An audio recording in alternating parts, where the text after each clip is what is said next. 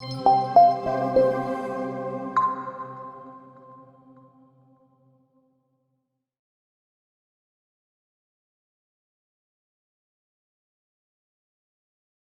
I think other industries can learn from games are openness and willingness to solve problems, not from a hierarchical standpoint, but from a we're all in this together type of standpoint.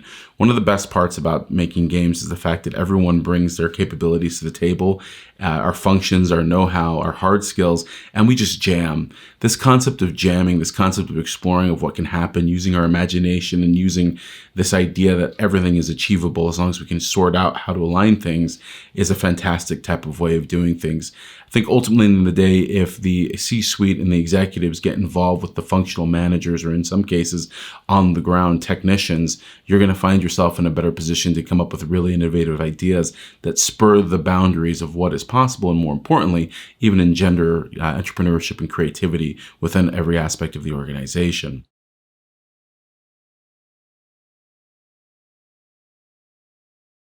Well, we don't nudge trust. We either we are trustworthy or we're not trustworthy. I think the key thing here is basically a radical candor that comes from the top executives and the CEO who effectively understands that being honest and open and being truthful is the best way to get people to come in and put their 100% into the game of work. I think ultimately what it comes down to is making sure that people know that what is happening is clearly understandable as to why. Now, obviously, different things happen within the organization. Some things you just cannot get into, but ultimately, if you sit down as an executive and you sit down and realize that everyone is going through the same thing right now, that gives you the anchor point to start having very truthful conversations. And even don't be afraid to show some emotion. In fact, I would probably tell you to show emotion because ultimately, in the end of the day, that is the one thing we all have that makes us human. So ultimately, in the end of the day, displaying that and being vulnerable and willing to talk about circumstances is only going to be better. And at the end, the organization will love you for it because that shows that you too are seeing what's happening.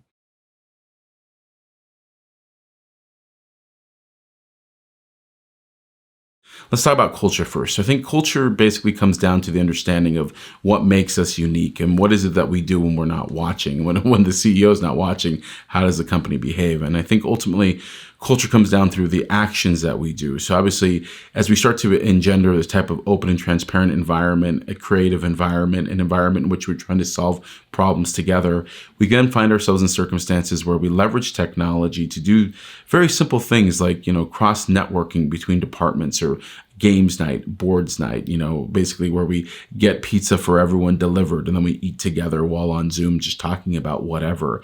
These small things that basically may not seem like much, but ultimately bring respite for people who are otherwise locked up in their house is extremely important. And I think ultimately in the end, if you get the executives to come down and participate, that is going to create things even better. Now, in terms of diversity, here is the key thing. I mean, straight off the bat, to support diversity initiatives in the organization, we need to basically find those initiatives we want to support. And really, there are a tremendous amount of organizations out there, nonprofits, that are linking diverse candidates to organizations. And more importantly, you could even set one up yourself where you turn to your internal organization and ask people, say like, look, we're very much trying to bring people up within the organization. Who do we know and what do we have available, and see about bringing those people together to some form of remote mentorship. I know one of the things that I end up doing is I do a lot of mentorship with people outside of my organization and in my community, because ultimately in the end, it helps me learn more and it helps me understand where things are going. I think this is an area where the executives very much need to be involved, and this isn't something that you phone in. So ultimately in the end, your chief executive and your COO, this is really one of those things where you guys and you gals get to lead, because ultimately in the end, you have to set the example.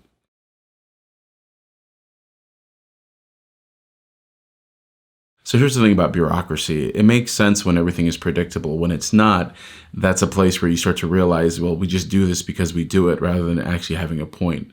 I think the first thing here is to understand that with this new situation and this new distributed workforce that we have, we give people more latitude to effectively do the things they want to do in order to accomplish the overall organization goals. So at that point in time, we kind of let the reins go a little bit. But what we look for is effectively setting up programs and communication that tell people like, look, we're going to spend a couple hours trying to solve problems with blue sky let's say, ideas, and we let them go, and we see what the results are, and we're going to embrace the fact that probably 90% are going to fail, but that's okay, because we want to learn from those failures. We want to take that information internally, identify what went wrong, what went right, and then reinstitute that back into our next approach, and then try again. There is this concept of trial and failure and basically learning that has to be brought back into the organization so people understand that the entrepreneurial aspect of our business is here, and of course the communications to everyone within the organization, making sure that the actual management, the teams, that they themselves understand that it's okay to do this is key. So the first starting point for me would be, the C-suite and the executives sitting down and leading one of these programs, and effectively maybe even putting one together that stretches across all different aspects of the organization. Of course, it needs to make sense. It's not a kumbaya session, but we need to make sure that we're all connected together.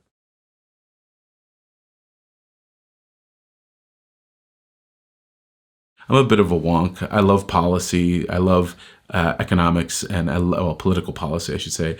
And I love economics as well as just technology in general. So I spend my time reading a lot, but then ultimately at the same time, I embrace my creative aspects, making videos, and doing photography and journaling. So I think that ultimately what I look at now, especially given the fact that we're all locked up, that there's really a return to the humanities, the idea of the whole person, the idea that it's important for us to basically enshrine every aspect of our lives with this learning and willingness to celebrate effectively the things that we have, and then acknowledge the things that we don't, and then go after them. So I think ultimately, in the end of the day, working with nonprofit boards, exploring your artistic backgrounds, reading, taking the time to intentionally read, as well as to observe, this is very important. So this is what I spend a lot of my times on. My weekends are usually that, when I'm not just running around with the kids and just trying to, keep a house down as we basically do what we got to do.